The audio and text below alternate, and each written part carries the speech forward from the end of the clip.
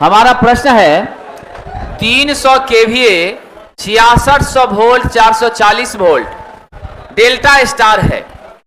साथियों डेल्टा है तो आप जानते हैं लाइन वोल्टेज फेज वोल्टेज के बराबर हो।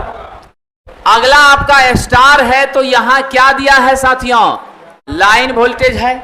आप फेज निकालिएगा तो क्या करना पड़ेगा, लाइन बटा √3 करना पड़ेगा। तो सबसे पहले ध्यान दीजिएगा, मेरे पास E1 का मान हो गया 6600 वोल्ट, मेरे पास साथियों E2 का मान जो है 440 है, लेकिन इसको क्या करना पड़ेगा, बटा √3 करना पड़ेगा। तो करिए √3 कितना मान आ रहा है, 254 आ रहा है। तो 254 वोल्ट आपका E2 हो गया। ठीक है विद्यार्थी जी, यहां पर 440 वोल्ट मैंने क्या बताया, स्टार कनेक्शन है, लाइन वोल्टेज है। जब ये हम लोग फेज ले रहे हैं तो यह भी फेज ही लेके चलना पड़ेगा, और ऐसी परिस्थिति में √3 से इसको डिवाइड करना पड़ेगा। ठीक है, तो 254 आया। उसके बाद कहा है ट्रांसफार्मर का प्रति टर्न वोल्टेज। प्रति टर्न वोल्टेज का मतलब क्या होता है विद्यार्थी जी, ये जरा बताइए। यानी आपके एक टर्न में इतना वोल्टेज है, मतलब E1 बटा N1 बराबर आपका E2 बटा N2, दोनों का मान 7.9 है साथियों। कितना दे दिया है, 7.9। अब आपको कह रहा है प्राइमरी सेकेंडरी दोनों साइड में आप हमको बताइए टर्न कितना होगा। तो सबसे पहले प्राइमरी का कर लेते हैं, E1 बटा N1 बराबर 7.9। वैल्यू आपको क्या मालूम है जी, वैल्यू आप यहां से N1 का मान क्या लिखिएगा मुझे बताइए, E1 बटा 7.9 नहीं लिखिएगा, पलट जाएगा ना, N1 गुना में हो जाएगा, बटा में आ जाएगा। E1 आपका कितना है 6600 बटा 7.9। सॉल्व करिएगा, कुछ पॉइंट में आता है, मोटा मोटी वैल्यू कितनी आएगी, 835 आएगी। टर्न वगैरह कभी पॉइंट में नहीं ले सकते, जब भी लेंगे होल नंबर सॉलिड नंबर लेंगे। दूसरा भी देख लीजिए, E2 बटा N2 बराबर 7.9। N2 बराबर क्या लिखिएगा, E2 बाय 7.9। अब यहां से क्या कीजिएगा, E2 का मान कितना है साहब, आपको 254। तो 254 बटा क्या करिएगा 7.9, कितना हो रहा है जी, 32 आ रहा है ना, तो 32 टर्न। तो आपका उत्तर क्या हो जाएगा, 32 और 835, ऑप्शन नंबर सी हो जाएगा। नोट करते चलिएगा अगर इच्छा होगी आप लोगों को तो। घर में समय आप लोगों को नहीं मिल पाता है पढ़ने का, इसलिए यही नोट करिए, टेंशन मत लीजिए।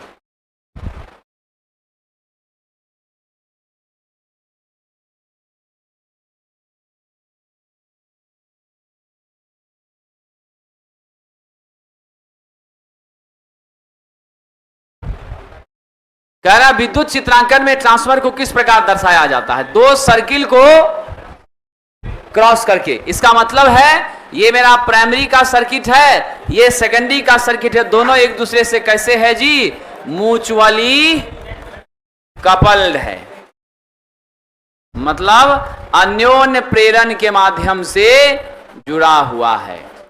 कैसे जुड़ा है, अन्योन्य प्रेरण के माध्यम से जुड़ा है।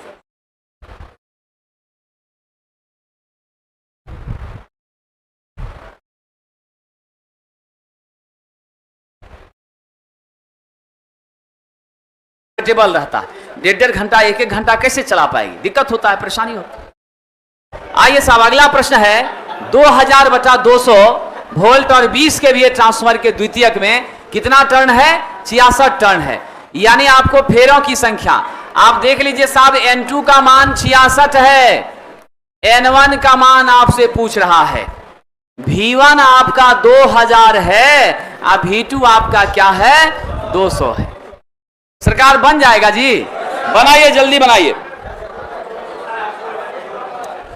सब लोग बना लीजिए। बहुत सभी को पता है V2 बाय V1 बराबर N2 बाय N1 बराबर के होता है। हमको क्या निकालना है, N1 निकालना है, V1 N2 बटा V2 हो जाएगा। V1 का मान क्या है 2000, साहब N2 का मान कितना है 66, और V2 का मान कितना है जी 200। अब चलिए साहब हल कर लीजिए, 0 0 कैंसिल, 10 बार में कितना आ गया, 660 टर्न आ गया। Option number A is the right answer.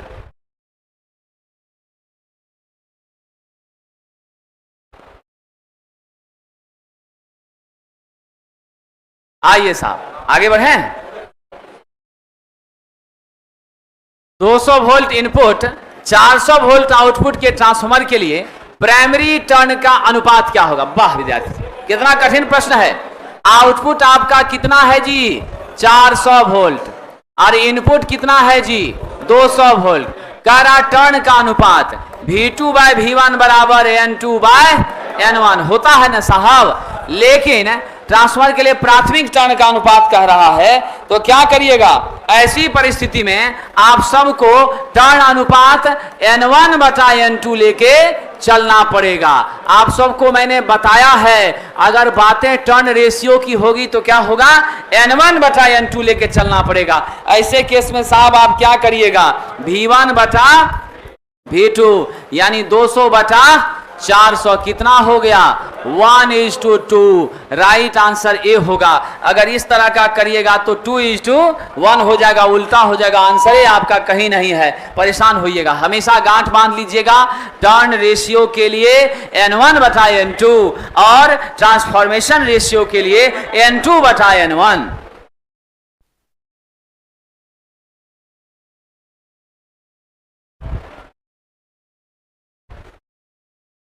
अगला प्रश्न है, 110:100 वोल्ट का पोटेंशियल ट्रांसफार्मर का उपयोग वोल्टमीटर के साथ किया जाता है। रीडिंग 24.5 वोल्ट हमारे वोल्टमीटर का है, कितना वोल्टेज माप लिया होगा। बड़ा अच्छा प्रश्न है साहब। आप देख रहे हैं, हम सब जानते हैं K बराबर V2 बाय V1 होता है ना साहब। यहां पर क्या दे दिया है आपको, K का मान दे दिया है 110 बटा 100, ठीक है। आपका पोटेंशियल ट्रांसफार्मर है, वोल्टमीटर की रीडिंग दे दिया है। वोल्टमीटर की रीडिंग का मतलब V2 का मान 24.5 वोल्ट दे दिया है। आप सब जानते हैं V2 बाय V1 बराबर हम लोग क्या कहते हैं साहब, K कहते हैं कि नहीं कहते हैं। K भी हमको मालूम है, V2 भी मालूम है। V1 बराबर क्या लिखिएगा बताइए, क्या लिखिएगा, V1 इंटू K, ठीक है। तो V2 बाय क्या हो जाएगा, K हो जाएगा। V2 का मान बताइए 24.5, अब बटा क्या हो जाएगा 11 बटा 10, यानी पलट दीजिए 24.5 बटा 11 गुना 10।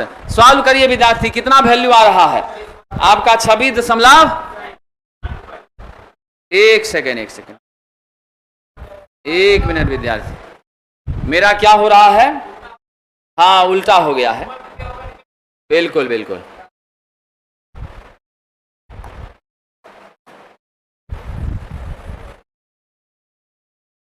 हम लोग क्या करेंगे, V2 बराबर K V1, यहां से V1 बराबर क्या होगा, V2 बाय K हो जाएगा। यहां हम लोगों को थोड़ा मिस हुआ है। मिस ये हुआ है साथियों, यह जो दिया है ना, ये वोल्टेज रेशियो दिया है। ये क्या दिया है, वोल्टेज रेशियो दिया है। क्या दिया है साहब, voltage ratio. V1 bye V2 दिया है 110 बटा 100। हम K करेंगे तो पलटना पड़ेगा, 100 बटा 110 यानी 10 बटा 11। अब हमारा मान देखिए, अब इसको हम यहां पुट करेंगे। अब मेरा V1 क्या होगा, V2 24.5, अब बटा के मतलब 10 बटा 11। सीधा करिएगा तो क्या होगा, 24.5 गुना 11 बटा 10। अब यह क्या होगा, 26.95 हो रहा है, 26.95। इस तरीके से करिएगा, क्योंकि ये जो मान है ना, ये मेरा वोल्टेज रेशियो है। हमेशा याद रखिएगा, separate separate turn ratio, separate separate voltage ratio, ये सब जब भी लिखा रहे तो आप V1 बटा V2 उसको मानेंगे, K मानना उसको गलत हो जाएगा।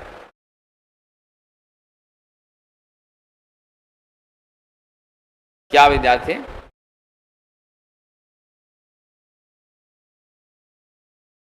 क्या ठीक है विद्यार्थी।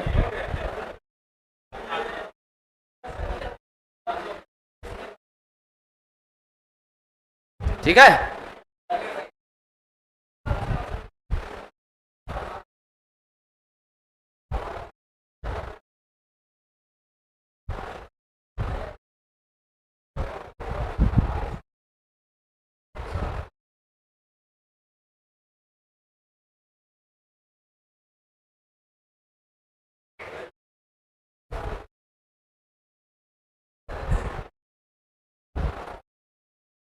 ठीक है विद्यार्थी जी, 24.5 गुना 1.1 26.95 ही तो हो रहा।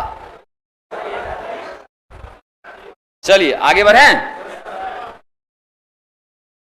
अगला प्रश्न देखिए, किसी ट्रांसफॉर्मेशन अनुपात का उल्टा 11 है, यानी ट्रांसफॉर्मेशन अनुपात तो आपका के होता है। क्वेश्चन में क्या कह दिया है, मान लीजिए हम a बराबर लिखते हैं 1/k, इसका मान कितना है 11। तो 1/k आपका कितना दे दिया है जी 11 दे दिया है। तो यहां से k क्या हो जाएगा 1/11 हो जाएगा, स्वाभाविक सी बात है। तो द्वितीयक से प्राइमरी धारा का अनुपात यानी k 1/11, तो k का मान क्या जानते हैं n2/n1 बराबर क्या जानते हैं साहब v2/v1 बराबर क्या जानते हैं आप e2/e1 बराबर क्या जानते हैं i1/i2, जानते हैं कि नहीं जानते हैं। कह रहा है द्वितीयक से प्राइमरी धारा, तो यानी i1/i2 आपको मिल गया 1/11। आपसे कह रहा है i2/i1, तो पलट करके सीधा 11 होगा कि नहीं होगा। तो यानी राइट आंसर क्या होगा ऑप्शन नंबर बी। खाली बात को घुमाया जा रहा है। चलते हैं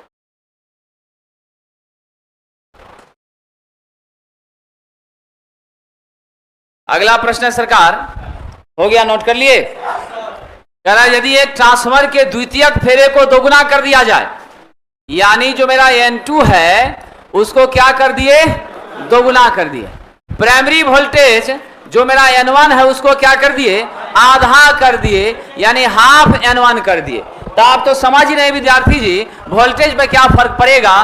तो V2/V1 बराबर N2/N1 बराबर साहब क्या लिख रहे हैं हम 2N2/N1/2, नहीं जी, तो क्या हो जाएगा 2-2 कट जाएगा।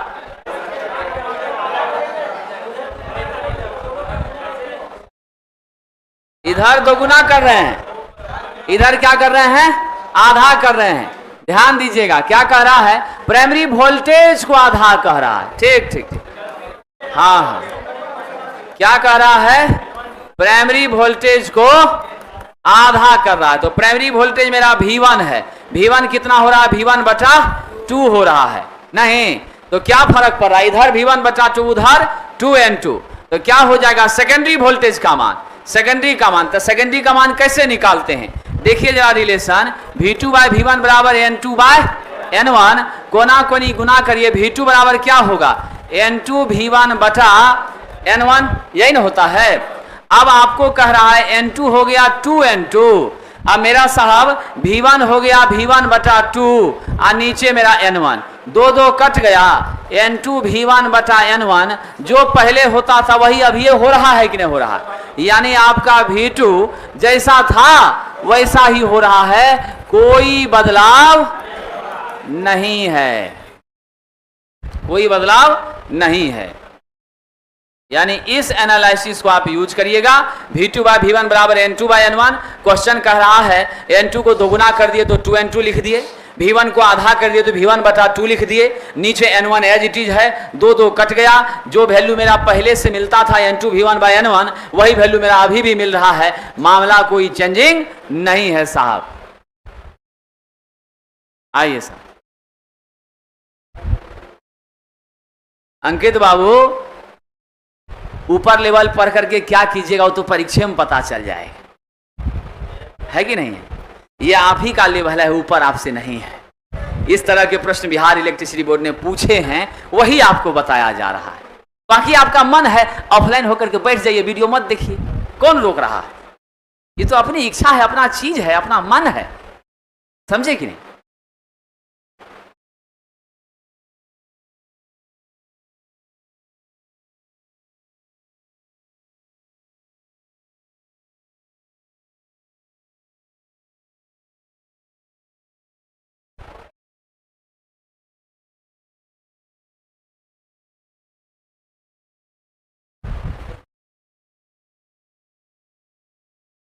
बिल्कुल सही जवाब है कोमल कुमारी, कोई परिवर्तन नहीं होगा।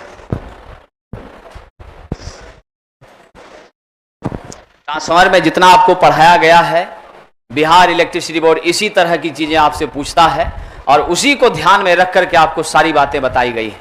अगर आप इस स्तर की बातों को स्वीकार करते हैं तो आप अपना रिजल्ट में जरूर स्थान देख सकेंगे। अगर आप इस स्तर से अपने आप को पीछे ले जाना चाहते हैं, आपका मन है, कौन आपको रोक सकता। कह रहा है यदि एक वितरण ट्रांसफार्मर में 2450 टर्न्स की प्राइमरी वाइंडिंग है और 40 टर्न्स की सेकेंडरी वाइंडिंग है, प्राइमरी वाइंडिंग का वोल्टेज 7620 के बराबर है, सेकेंडरी का वोल्टेज बता दीजिए। साहब बन जाएगा। कह रहा है प्राइमरी टर्न यानी N1 2540। साहब आपसे कह रहा है N2 मात्र 40 है, V1 कह रहा है 7620 है, V2 बता दीजिए। आप ही लोग बनाइए साहब इसको। कैसे आप कर सकते हैं? बहुत आसान है। V2 बाय V1 बराबर N2 बाय N1। हम लोगों को पूछा गया है क्वेश्चन में निकालने के लिए V2, कोना कोनी गुना करिए। V2 बराबर क्या लिखिएगा? N2 V1 बटा N1। अब यहां से आइए, V2 बराबर मैं आपको बता सकता हूं, N2 का मान है 40, V1 है 7620 है ना, 7620 है V1। अब 7620 यहां लिख दिए और नीचे आपका क्या है? N1 जो कि 2540 है। अब जरा इसको देखिए साहब, मुझे लग रहा है कि 2540 तिया हो जाएगा, नहीं 3 बार में कट जाएगा, तो 40 गुना 3 120 वोल्ट आपका V2 होगा। स्टेप डाउन ट्रांसफार्मर है साथियों। कैसा ट्रांसफार्मर है? स्टेप डाउन है।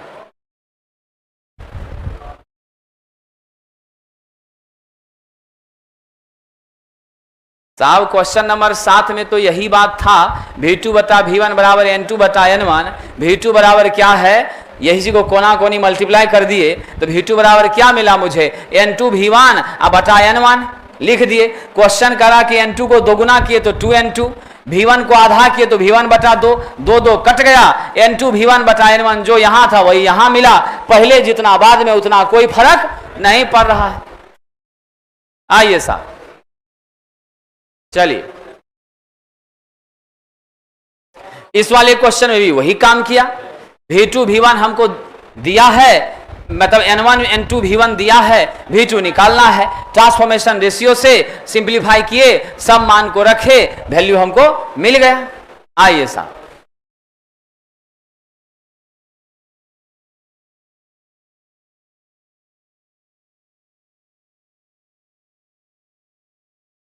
कह रहा उस ट्रांसफार्मर का फेरा अनुपात क्या होगा जहां 1500 वोल्ट से 30 वोल्ट का रूपांतरण करना है, यानी 1500 से घटा के क्या कर रहे हैं?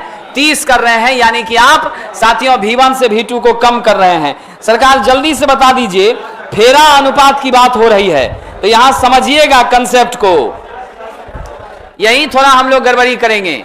मेरे पास कह रहा है कि 1500 से 30 कर रहे हैं, तो मेरा V1 है साथियों 1500 वोल्ट और मेरा V2 है 30 वोल्ट। क्वेश्चन आपको कहा है फेरा अनुपात। फेरा अनुपात मतलब टर्न रेशियो। टर्न रेशियो जब कहा है तो मामला चेंज होगा, यानी आपका N1 बटा N2 होगा। N1 बटा N2 होगा तो V1 बटा V2 होगा। V1 बटा V2 होगा तो सरकार क्या लिखिएगा? 1500 बटा 30 लिखिएगा। कितना होता है? 50 बटा 1, यानी 50:1। ऑप्शन सी है। हमेशा इस छोटी गलती को कभी मत दोहराइएगा। टर्न रेशियो रहेगा N1 बटा N2 कीजिएगा, N2 बटा N1 कीजिएगा, ऑप्शन में वो भी रहेगा। गलती से उस पे टिक लगा के कॉन्फिडेंस में रहिएगा कि सही किए हैं, लेकिन गड़बड़ हो जाएगा। चलिए साहब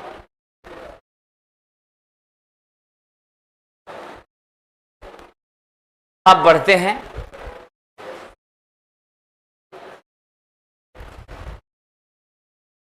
सैकड़ों बार मैंने कहा है कंफ्यूजन का सवाल कहीं कोई कंफ्यूजन नहीं है। बात टर्न रेशियो की होगी, बात टर्न रेशियो की होगी, बात फेरा अनुपात की होगी तो हमेशा हम क्या करेंगे साहब, n1 बटा n2 करेंगे। क्या इसमें दिक्कत है? अगर बात रहेगी मेरी ट्रांसफॉर्मेशन रेशियो,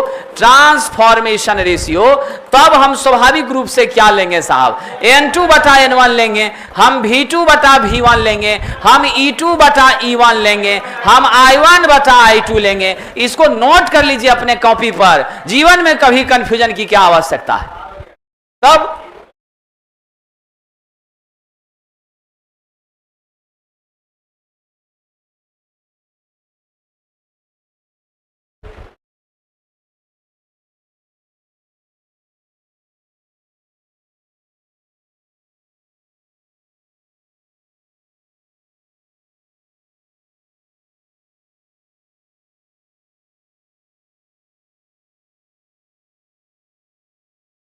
कि एक ट्रांसफार्मर में 200 प्राइमरी का टर्न है और 600 सेकेंडरी का टर्न है। ये वर्तन, फेरा, ये सब क्या है, टर्न है। क्या है साहब, टर्न है। तो मेरा प्राइमरी का टर्न है, n1 का मान है 200, n2 का मान है 600।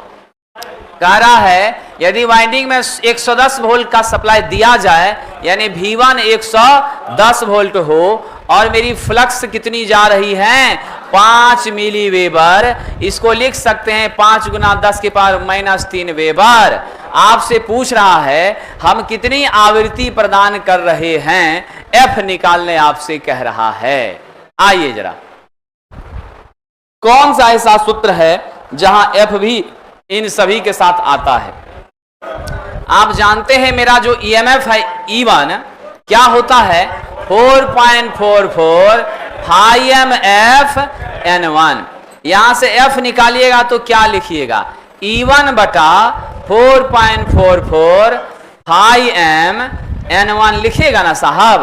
बस मान रख दीजिए, मेरा V1 मतलब E1, तो हम क्या कर दिए यहां पर 110 अब बटा नीचे 4.44 अब गुना क्या हो गया, phi m के बदले में 5 गुना 10 के पावर -3, N1 के बदले में 200। सरकार इसको कैलकुलेट करिए, जब कैलकुलेट करिएगा तो मान मिलेगा 24.77। इसी को हम क्या मानते हैं, 25 हर्ट्ज कंसीडर करते हैं। आंसर ए नंबर हो जाएगा। खाली फॉर्मूला हमको मालूम हो, पलट देना है, डाटा पुट कर देना है, आंसर आ जाएगा।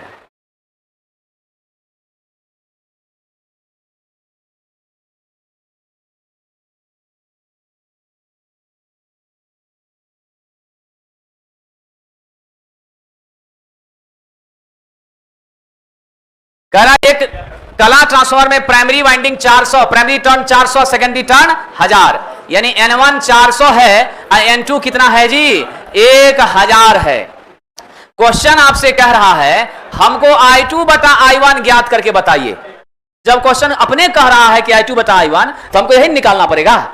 हम सब क्या जानते हैं, हम सब ट्रांसफॉर्मेशन रेशियो तो जानते हैं। क्या होता है विद्यार्थी जी, हम लोग जानते हैं E2 बटा E1 बराबर V2 बटा V1 बराबर N2 बटा N1 बराबर I1 बटा I2 होता है। लेकिन यहां से हमको क्या मालूम चला कि मेरा N2 बटा N1 तो I1 बटा I2 होता है। अगर हमको चाहिए क्या साथियों, हमको चाहिए I1 बटा I2, तो क्या मान लिखेंगे हमको, अच्छा बिल्कुल हमको चाहिए I2 बटा I1, ये ना चाहिए, तो हमको I2 बटा I1 चाहिए, तो क्या करना पड़ेगा, पलटना पड़ेगा, यानी N1 बटा N2 करना पड़ेगा। करिए तो विद्यार्थी जी, N1 आपका कितना है 400, N2 कितना है 1000, 4 बटा 10 यानी 0.4, ऑप्शन डी हो गया। बस बात को खाली घुमाया गया। चलिए, जो पढ़ाया जाता है उसको रिवीजन करिए, प्रैक्टिस करिए। यहां कोई नया बात तो नहीं बता रहे हैं, ऐसा तो नहीं कि पीछे नहीं, यहां नया चीज बता रहे हैं, सब पुराना बात है। K बराबर E2 by E1, V2 by V1, N2 by N1, I1 by I2 होता है। क्वेश्चन से आप क्या समझ पाए, N2 बाई N1 बराबर I1 बाई I2 हो रहा है। हमको कह रहा है भैया I2 बटा I1 निकालिए, यहाँ I1 बटा I2 इसके बराबर है। ये कह रहा I2 बटा I1 कीजिए, पलट रहा है। जब पलट रहा है तो यहां भी तो N2 बटा N1 किसमें पलट जाएगा? N1 बटा N2 में, तब ना I2 बटा I1 होगा। N2 का मान हमको 1000 है, N1 का मान 400 है, दोनों मान को यहां रख दिए और काट के लिख दिए, बस यही सिंपल सी बात है। चलिए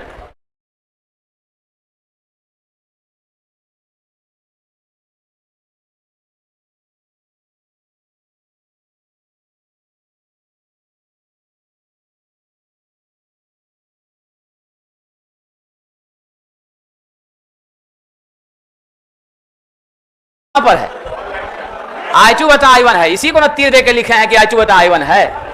ये 2 को नीचे शिफ्ट करेगा यहां और 1 को नीचे शिफ्ट करेगा यहां, इसको नीचे शिफ्ट करना है।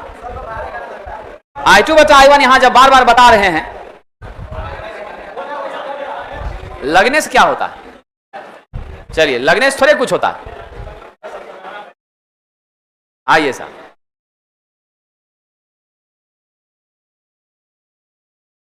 चलिए आगे बढ़ें।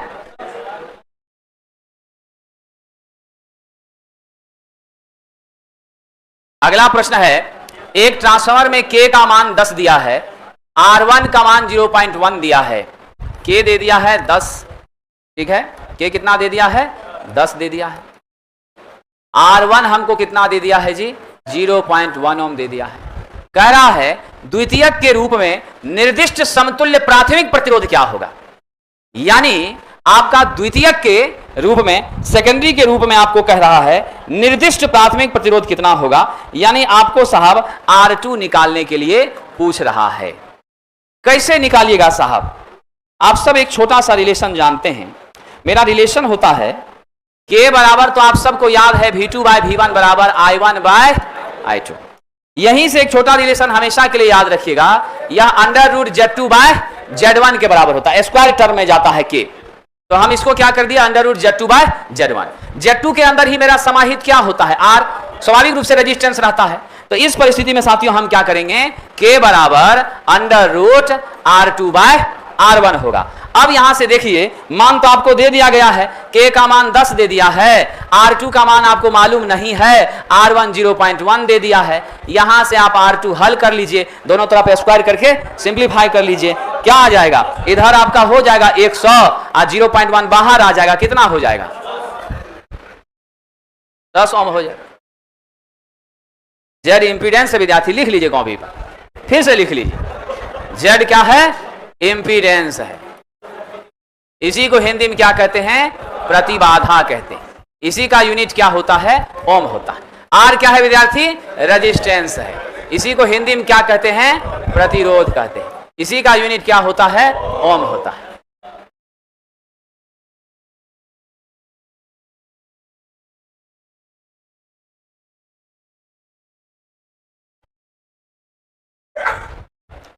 कह रहा यदि प्राइमरी वोल्टेज 240 वोल्ट है, अब वोल्टेज प्रति टर्न कितना है? 0.753 है। तो हमारा जो कोर प्रारूपी ट्रांसफार्मर क्या है? कोर प्रारूपी ट्रांसफार्मर के प्राइमरी टर्न की संख्या, यानी प्राइमरी वोल्टेज आपका 240 है, वोल्टेज प्रति टर्न आपका कितना दे दिया है? वोल्टेज प्रति टर्न का मतलब V1 बटा N1 दे दिया है 0.0753 वोल्ट, इतना दे दिया है। अब आपसे कह रहा है N1 बराबर व्हाट होगा। जब ये बात हमने आपको बता दिया है, अब आप लोग नहीं निकाल पाइएगा। कोई कठिन है जी? N1 उधर गुना कीजिए, पलट जाएगा। इस फॉर्मूले से क्या लिखिएगा? N1 बराबर V1 बटा 0.0753 नहीं लिख दीजिएगा कोना कोनी गुना करके। क्या हो जाएगा? V1 का मान है 240, अब बटा 0.0753 कितना आ रहा है विद्यार्थी जी? 3187 टर्न हो जाएगा। यही सब तो क्वेश्चन आपको पूछ रहा है विद्यार्थी। देख रहे हैं कितना भारी भारी पूछ रहा है। खाली इसको उधर पलटना है, उसको इधर सलटना है, और कहां कुछ नया चीज है। तब इधर से उधर, उधर से इधर करना है। इसी में विद्यार्थी कहता है न्यूमेरिकल देख करके बाप रे दिमाग उड़ गया मेरा, कहां कुछ है इसके अंदर। क्या विद्यार्थी जी? कह रहा हाई लेवल हो रहा है। बताइए, पहले लेवले नहीं था, लेवल हुआ है तो उसको हाई लेवल समझ रहा, जो सच्चाई है।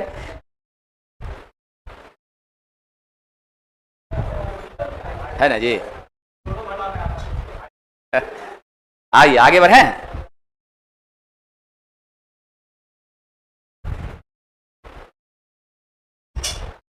आप लोगों से हो रहा है? चलिए, तुम दोनों से बन रहा है जी। चलिए, तुम जी बच्ची, देखिए साहब कह रहा है किसी ट्रांसफार्मर में प्राथमिक टर्न्स प्रति वोल्ट का मान कितना है? 8 है। मतलब विद्यार्थी जी इस क्वेश्चन में भी आपको दे दिया है, क्या दे दिया है साहब? प्राइमरी टर्न प्रति वोल्ट दे दिया। दैट मीन्स आपको कह दिया साहब N1 बटा E1 8।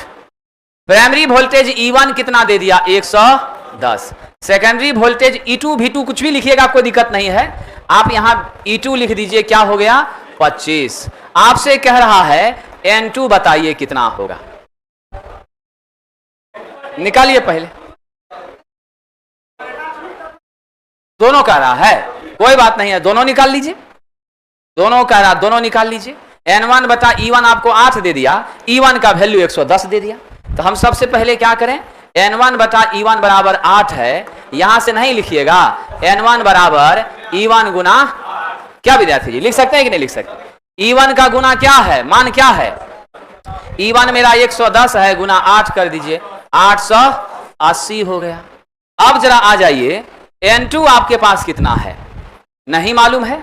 हम लोग जानते हैं रिलेशन N2 बना N1 बराबर E2 बटा E1 होता है। गुना गुना करिए कोना कोनी। N2 बराबर क्या लिखिएगा? E2 इंटू N1, आप बटा क्या कर दीजिएगा? स्वाभाविक सी बात है, E2 इंटू N1 बटा E1। वैल्यू रखिए 25 गुना 880, अब बटा क्या हो जाएगा जी? E1 का मान कितना है? 110 है। सिंप्लीफाई करिए, 0 0 कट गया, 8 बार में 25 अठे 200। तो इस क्वेश्चन का जो ऑप्शन दिया है उसमें खाली सेकेंडरी टर्न का ऑप्शन दिया है, इसीलिए बी हम ले लिए। ठीक है, यहां अगर प्राइमरी भी है तो मेरे क्वेश्चन में ऑप्शन एक और क्या रहता? 880, तो बिल्कुल सही था। या ये काट देता तो बिल्कुल सही था। अब दोनों में से कुछ और है, आप निकाल के बना ही लीजिएगा, कुछ नया काम यहां नहीं हुआ।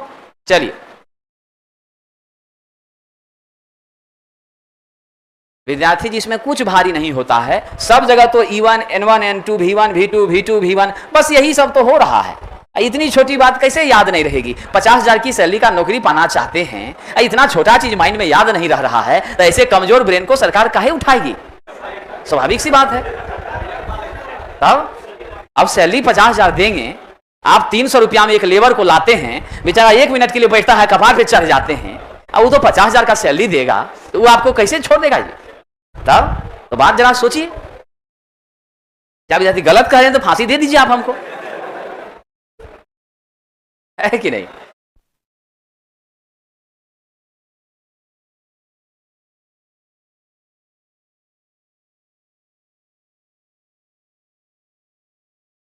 विद्यार्थियों तो बहुत आसान महसूस होगा।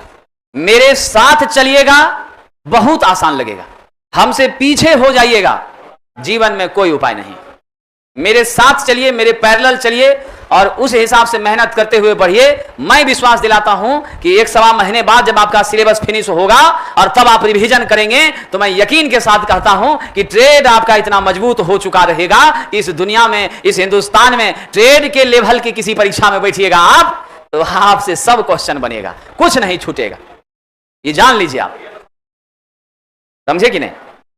नौकरी होना नहीं होना अलग बात है, लेकिन क्वेश्चन आपसे नहीं छूटेगा, ये मेरी गारंटी है। आइए साहब आगे बढ़ें।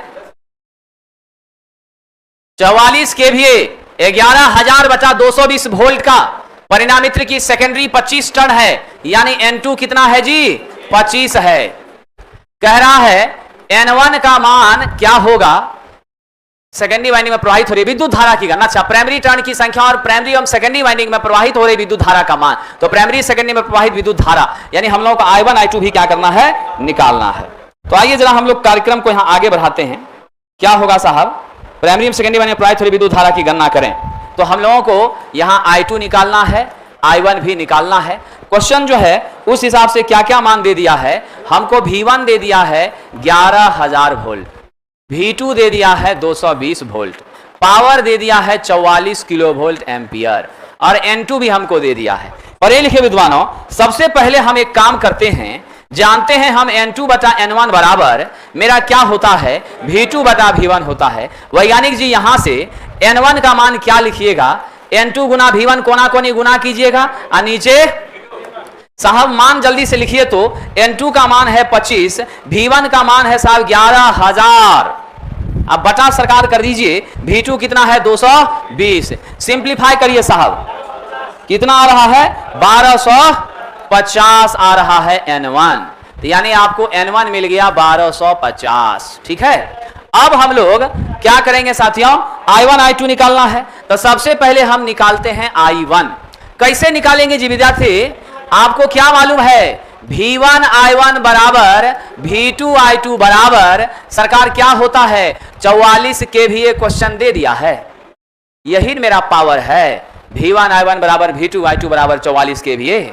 अब हमको I1 यदि निकालना है तो I1 बराबर P बटा V1 कर देंगे तो हो जाएगा। मेरा पावर 44 है, KVA है तो 10 के पावर 3 कर दिए, क्या कर दिए 10 के पावर 3। अब V1 का मान क्वेश्चन 11,000 दे दिया सरकार, ये 3030 कट गया, 44 बटा 11 बराबर 4 एम्पियर निकल गया जी, नहीं निकल गया 4 एम्पियर। आप चाहिएगा तो यहां से I2 निकाल सकते हैं।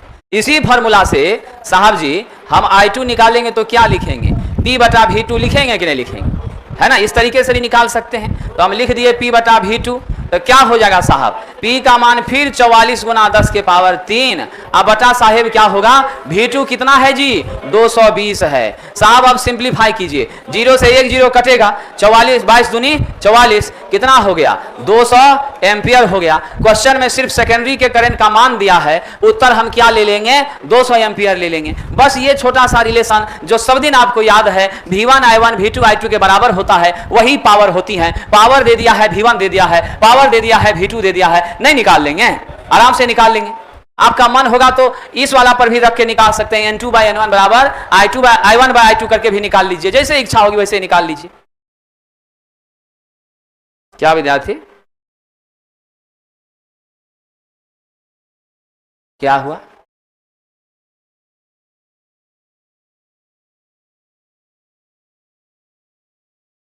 मिल रहा आपके बीच है कि नहीं। अगला प्रश्न देखते हैं, कह रहा कि 25 KVA का सिंगल फेज ट्रांसफार्मर है, प्राइमरी वाइंडिंग में 260 टर्न है, यानी N1 260 है, सेकेंडरी में 40 है, प्राइमरी वोल्टेज 1500 है। कह रहा है कि प्राइमरी सेकेंडरी में धारा बताइए। आइए जरा साहब देखते हैं क्या क्या हमको करना है। क्वेश्चन के हिसाब से पावर का मान दे दिया 25 KVA, फिर क्या दे दिया है, N1 दे दिया है 260 साहब, N2 दे दिया है 4, V1 दे 40 है, चलिए 40 दे दिया, V1 कितना दिया 1500 दिया। क्वेश्चन कह रहा I1 बराबर I2 बराबर निकालिए कितना होगा। साहब जी हम लोग बड़े आराम से नहीं निकाल सकते हैं, P बराबर V1 I1, कुछ नया नहीं करते हैं, छोटा सा ही ट्रिक यूज कर लेते हैं। P बराबर V1 I1 बराबर 25 KVA लिख दिया है सरकार ने। अब यहां से हम I1 निकालेंगे साहब, तो P बटा V1 करेंगे तो आपको बुरा तो नहीं लगेगा। P का मान क्या है मेरा 25 गुना 10 के पावर 3, आराम से लिख सकते हैं वोल्ट एम्पियर। V1 का मान साहेब 1500 है, लिख दिए, 2 0 से कट गया, एक ही 0 बचा, 250 बटा 15 कितना हो रहा है जी 16.67 एम्पियर। ठीक है, अब विद्यार्थी जी कुछ नया नहीं, यहां भी दिमाग लगाइए। अब आपको क्या कह रहा है साहब, जानते हैं आप I2 निकालने कह रहा है, नहीं हमको क्या है साहब I1 भी दिया हुआ है। पढ़े लिखे विद्यार्थी हम काहे कुछ नया काम करेंगे, मेरे पास मालूम है N2 बाय N1 बराबर I1 बाय I2 होता है। यहां से साहब हमको I2 निकालना था, क्या कर दीजिएगा N1 इंटू I1, अब बटा साहब नहीं हो जाएगा N2, N1 I1 बटा N2 नहीं हो जाएगा जी। N1 का मान देखिए तो कितना दे दिया है 260, I1 का मान कितना निकाला आपने 16.67, और नीचे सरकार कितना है N2 40 है, 0 कट गया, सॉल्व कर लीजिए, आपका 2 यहां 13 गुना भाग करके बताइए तो कितना आ रहा है 108.35 आ रहा है। आप ऐसे करके निकाल लीजिए, बाकी जैसे घूम के मन होगा निकाल लीजिए, जो रास्ता आसान पकड़ में आएगा वैसे कर लीजिए। आइए साहब अच्छा सवाल है आपका। 50 हर्ट्ज क्या होता है?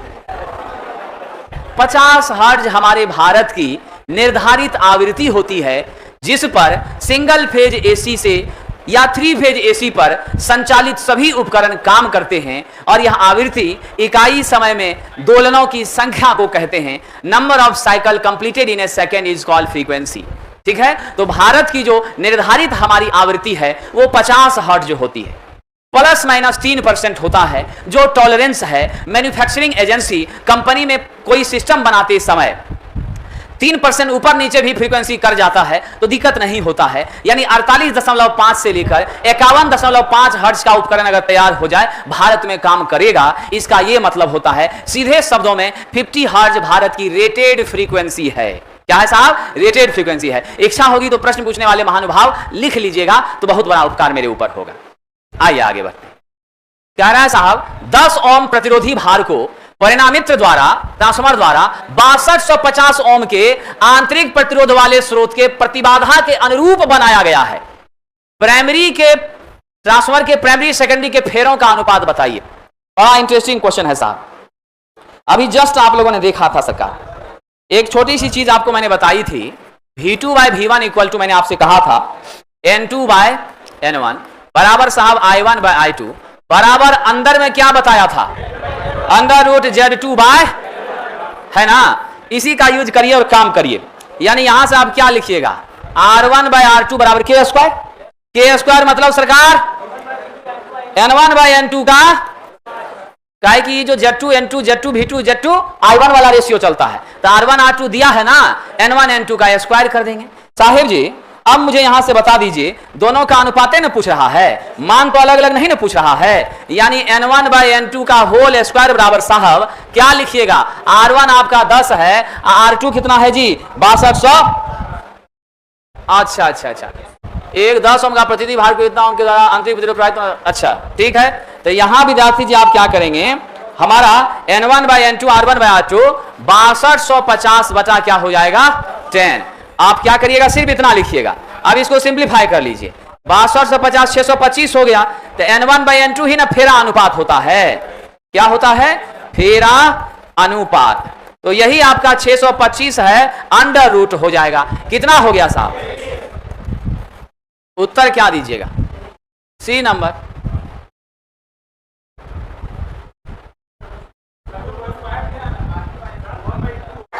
काहे विद्यार्थी जी? कौन स्क्वायर में नहीं? स्क्वायर में वो है के बदले में आया है ना, पीछे बताया था ना तब। हाँ ठीक है विद्यार्थी जी।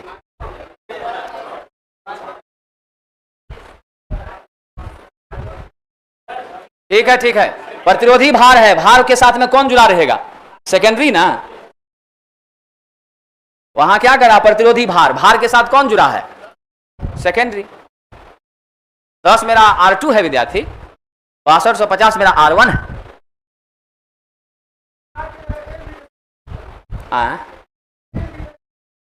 क्यों नहीं लगेगा? पलट के पूछेगा तो इसी का उल्टा कीजिएगा।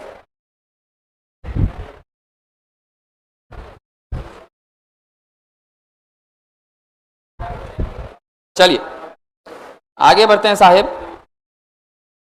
अगला प्रश्न देखते हैं।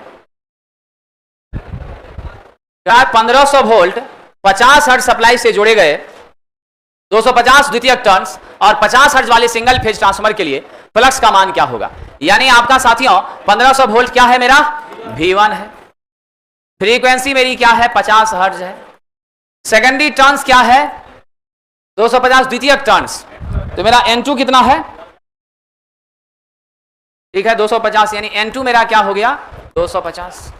सिंगल फेज ट्रांसफार्मर फ्लक्स का मान, फाई का मान आपसे पूछ रहा है। ठीक है, क्या करिएगा आप? जब फाई का मान पूछ रहा है तो ऐसी परिस्थिति में आपको क्या मानना पड़ेगा? ऐसी परिस्थिति में यही मानना पड़ेगा कि जो मेरा सप्लाई वोल्टेज है वही मेरे नो लोड वोल्टेज E2 के बराबर है। अब आप जानते हैं E2 का सूत्र क्या होता है? 4.44 फाई एम एफ N2 होता है। यहां से फाई एम क्या लिखिएगा?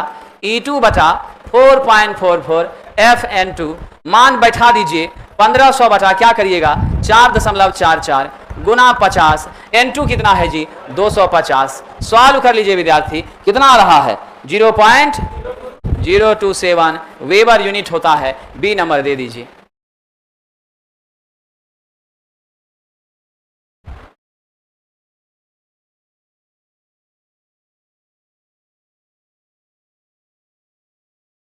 अगला प्रश्न तो वही है जो आप लोगों को लिखवाए थे उस दिन, है ना।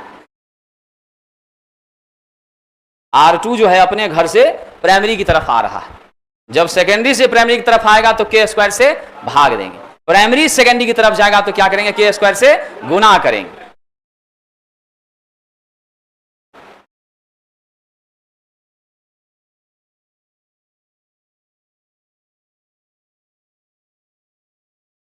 बाकी ऑब्जेक्टिव क्वेश्चन जो है वो सब आपसे बन जाना चाहिए, लेकिन फिर भी उसको बताएंगे।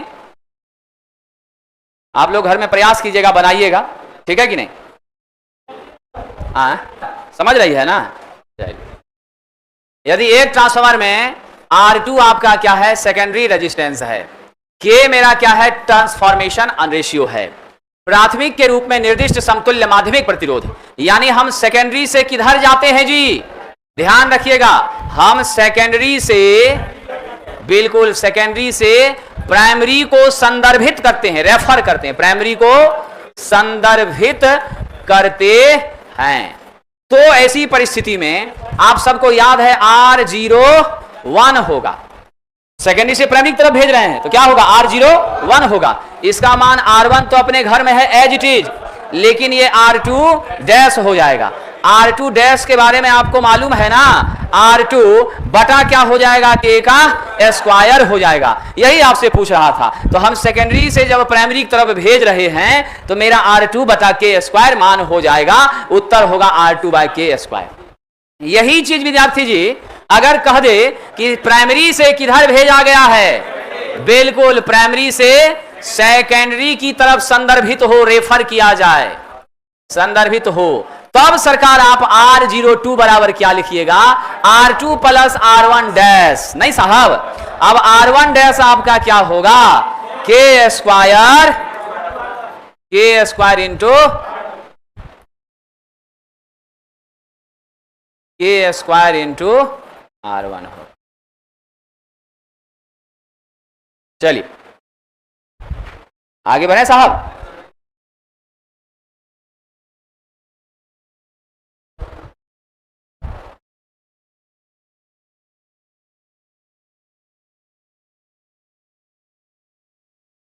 आगे बढ़े साहब जी, अगला प्रश्न देखिए। कह रहा एक बार है साहब, सरिया है, कंडक्टर का बार है, करंट ट्रांसफर सीटी में इसके सेकेंडरी में कितना टर्न है 400। अमीटर के मानक परास हम लोग कर रहे हैं। अमीटर का मान कितना है, आई कितनी है मेरी 4 एम्पियर। कौन सी करंट है साहब, ये हमारे सेकेंडरी साइड की करंट है, ठीक है। आइए साहब, बड़ा अच्छा सवाल है।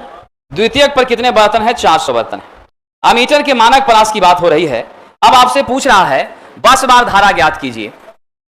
बस बार करंट यानी कि साहब ये I2 है, I1 बराबर पूछ रहा है व्हाट। अब यहां गंभीरता पूर्वक समझिए, आप लोग क्या जानते हैं, आप लोगों को बहुत गंभीरता पूर्वक एक छोटा सा कंसेप्ट यहां समझ लेना है और उसी कंसेप्ट से क्वेश्चन बन जाएगा। आप यहां खोजिएगा N1 कहां है, खोजेगा कि नहीं खोजेगा। यहां N2 तो दे दिया, N1 कहां है। हम सब लोग विद्यार्थी मेहनती छात्र हैं, आप सब ने पढ़ा है मेरा सीटी क्या होता है, स्टेप अप होता है। क्या जानते हैं आप, सीटी के प्राइमरी में बहुत कम टर्न होती हैं। क्या होती हैं, बहुत कम टर्न होती हैं। नहीं कुछ है साहब तो क्या मान लेंगे हम 1, 0 नहीं होगा, बहुत 1 मानेंगे। जब 1 मानेंगे साहब तो मुझे बताइए K बराबर तो आप लोग पढ़ा है ना N2 बाई N1 यानी 400 बटा 1 यानी 400 साहब हो गया, यानी स्पष्ट रूप से यहां पर K का मान 400 हो गया। यही लॉजिक है विद्यार्थी क्वेश्चन में छिपा हुआ। सीटी है ना, सीटी के प्राइमरी में नंबर ऑफ टर्न्स बहुत कम होती, 1:5 का रेशियो होता। तो हमने अगर कुछ नहीं डाटा लिखा है तो क्या लेंगे 1। क्या लेंगे साहब 1। जब मेरा N1 1 है, N2 400 है, तो सरकार ट्रांसफॉर्मेशन रेशियो N2/N1 400/1 नहीं होगा 400। जब K 400 मिल गया, I2 4 एम्पियर है, तो आप सब मेहनती छात्र को मालूम है I1/I2 बराबर K है, होता है कि नहीं साहब? कर दीजिए सरकार। I1 बराबर K इंटू I2 लिखिएगा कि नहीं लिखिएगा? K का मान कितना है साहब 400, I2 कितना है साहब 4 है, क्या हो जाएगा 1600 एम्पियर हो जाएगा। देख लीजिए विद्यार्थी जी, ऑप्शन नंबर ए है। क्वेश्चन देख करके आप टेंशन में आ जाइएगा, कंसेप्ट मालूम है तो चुटकी में बन जाएगा।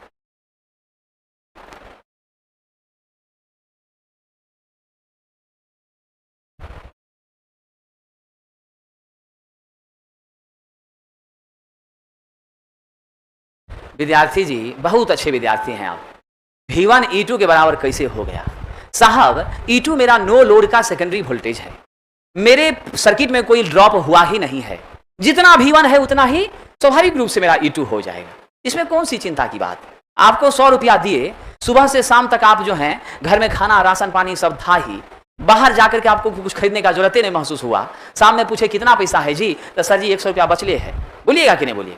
बात वही है। तो जब कुछ खपत ही नहीं हुआ, कुछ लॉस ही नहीं हुआ, कुछ कंजप्शन ही नहीं हुआ, तो जितना है उतना ही है। आइडियल ट्रांसफार्मर में 100% इफिशिएंसी होता है कि नहीं होता? बात वही है, कुछ लॉस ही नहीं हुआ, कुछ खर्च ही नहीं हुआ। आइए आगे बढ़े साहब।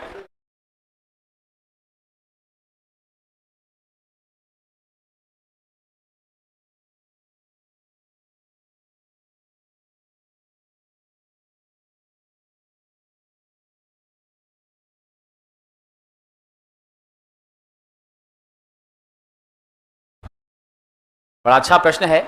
0.75 kVA 220/22 लिखा हुआ है। देखने से ही पता चल रहा है 220 हाई वोल्टेज है, 22 मेरा लो वोल्टेज। फ्रीक्वेंसी 50 हर्ट्ज हमको दिया हुआ है ना? ये मेरी फ्रीक्वेंसी होती है। कई जगह आपको कंफ्यूज करने के लिए 50 साइकिल प्रति सेकंड लिख देगा, तो आप परेशान मत होइएगा। हर्ट्ज, साइकिल प्रति सेकंड, दोलन प्रति सेकंड भी लिख देगा, सब सेम होता है। समझ गए ना? क्या होता है? सब सेम होता है। 1 ओम की HV वाइंडिंग प्रतिरोधी और 6 ओम का क्षरण प्रतिघात है। यानी आपके HV वाइंडिंग में क्या दिया है साहब? मेरा रजिस्टर R1 कितना है? 1 ओम है। मेरा रिएक्टेंस X1 प्रतिघात कितना है? 6 ओम है। कह रहा कि LV के संदर्भ में HV वाइंडिंग का समतुल्य, यानी सेकेंडरी के संदर्भ में इसका समतुल्य, समझ गए? यानी प्राइमरी को उठा के किधर ले जा रहे हैं? सेकेंडरी में ले जा रहे हैं। तो प्रतिरोध और ये क्या होगा? यानी आपसे कह रहा है साथियों R1 डैश बताइए, X1 डैश बताइए। आप सबको मालूम है ना R1 डैश X1 डैश कब होता है? अपने घर से उधर जाता है, ठीक है, सेकेंडरी में जाता है, क्योंकि सेकेंडरी का तो R2 X2 as it is पड़ा रहेगा। ये उसको यहां मेहमान बन के जा रहा है तो मिठाई लेके जाना पड़ेगा, डैश लेके जाना पड़ेगा। अब इस परिस्थिति में क्या होता है? K² R1 क्या हो जाता है? K² X1, यहां पर X1। इतना कंसेप्ट क्लियर हो गया। अब कुछ टेंशन नहीं लेना है सरकार, अब आप सीधे सीधे मान पर आ जाइए। हमको जरा बता दीजिए आपका K कितना होगा? पढ़े लिखे विद्यार्थी जी, K कितना होगा? V2/V1। मेरा इस क्वेश्चन में बताइए HV पहले है LV बाद में है, तो जो पहले है वो प्राइमरी, जो बाद में है वो सेकेंडरी। यानी V1 है 220, V2 है 22। K आप जानते हैं क्या होता है? V2/V1 होता है। V2 के बदले में सरकार क्या लिखिएगा? 22, और नीचे हो जाएगा 220, कट करके 1/10 साहेब, हुआ कि नहीं हुआ साहब जी? अब यहां वैल्यू लिखिए 1/10 का होल स्क्वायर गुना R1 कितना है जी? 1 ओम है, तो सरकार 1 लिखिएगा, 1/100 हो गया। जल्दी बताइए कलाकार जी कितना मान होगा? 0.01 ओम हो गया। यहां साहब बताइए 1/10 का होल स्क्वायर गुना 6, यानी 6/100 हो गया। बताइए क्या होगा? 0.06 ओम हो गया। क्वेश्चन में देखिए कहां मैच कर रहा है, 0.01, 0.06 ऑप्शन नंबर ए मिल रहा है। यही क्वेश्चन था विद्यार्थी जी, जो कि बहुत ही आसान था। क्या सरकार कोई कष्ट तो नहीं है?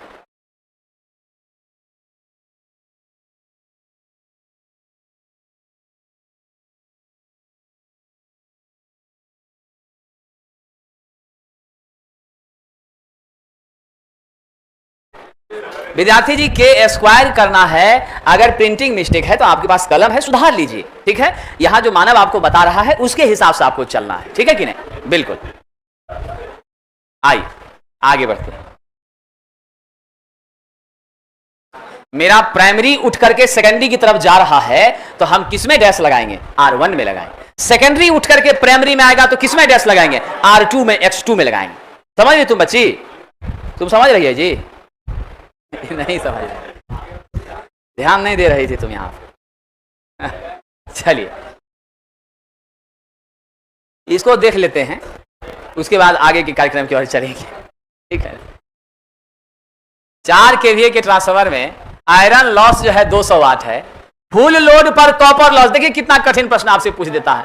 कह रहा है पीआई 200 वाट दे दिया है, फुल लोड पर मेरा कॉपर लॉस साहब यह भी कितना है? 200 वाट है। पीएफ कितना दे दिया है साहब? इकाई है 1 है। कह रहा है अधिकतम दक्षता क्या होगी? मैक्सिमम आपसे कह रहा है इफिशियंसी क्या होगी? दिमाग लगाइए सरकार, कैसे क्या कीजिएगा? बहुत अच्छा प्रश्न है। हमको पावर बता दिया है 4 kVA। हम लोग इफिशियंसी का एक सूत्र जानते हैं, क्या होता है? आउटपुट बटा इनपुट होता है। लेकिन एक और फॉर्मूला बताया था, VI cos phi बटा, क्या बताया था? VI cos phi प्लस साहब क्या कहा था? PI प्लस PCU गुना 100। कहा था कि नहीं कहा था? इसी पर सब बात रखिए। VI cos phi का मतलब क्या है? मेरा cos phi तो 1 है ना, अब VI ये है ना, VI बराबर 4 kVA। 4 kVA को 4 गुना 10 के पावर 3 यानी 4000 वोल्ट एम्पियर लिखिएगा। कुछ दिक्कत तो नहीं साहब? तो क्या लिख दें यहाँ? 4000 cos phi के बदले में 1, अब बटा नीचे भी 4000 cos phi के बदले 1, PI भी 200, PCU भी 200 यानी 200 प्लस 200 गुना सरकार 100। सॉल्व करिए। 4000 बटे 4400, नहीं जी 4400 गुना 100, 0 0 कट गया। सिंप्लीफाई कीजिए साहब, कितना आता है? 90.9% आता है। ऑप्शन नंबर ए आता है।